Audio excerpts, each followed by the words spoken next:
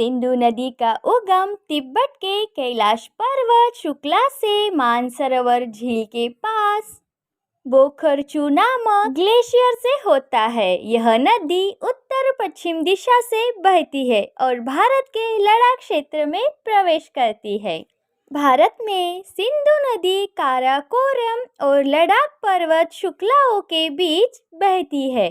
सिंधु नदी लद्दाख क्षेत्र से बाहर निकलकर पाकिस्तान के गिलगित बाल्टिस्तान में प्रवेश करती हुई बाद में वह अरब सागर में मिल जाती है।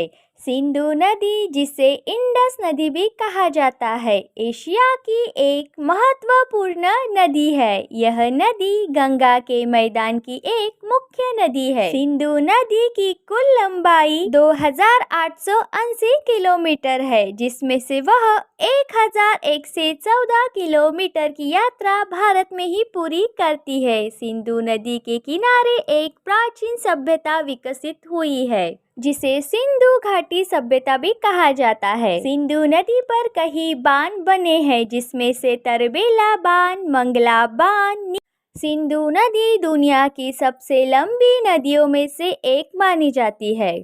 इस नदी की औसत गहराई लगभग 12 से 700 फीट तक है। कुछ स्थानों जैसे कि नरगा पर्वत के पास नदी की गहराई 4500 से 5500 मीटर तक पहुंच सकती है। सिंधु नदी के विवाद से ही सिंधु जल समझौता भारत पाकिस्तान के बीच किया गया, जो कि 19 सितंबर 1960 को किया गया था। इस संधि में विश्व बैंक मध्यस्थ था और इस संधि पर कराची में प्रधानमंत्री पंडित जवाहरलाल नेहरू जी और पाकिस्तान के राष्ट्रपति अयूब खान ने हस्ताक्षर किए थे। 6 नदियों को लेकर हुई इस संधि में 3 पूर्व नदियां व्यास नदी, रावी नदी और सतलज नदी और 3 पश्चिम नदियां सिंधु नदी, झेलम नदी और चिनाब नदी। इस समझौते के अंतर्गत 80% पानी पाकिस्तान को और 20% पानी भारत को मिलता है।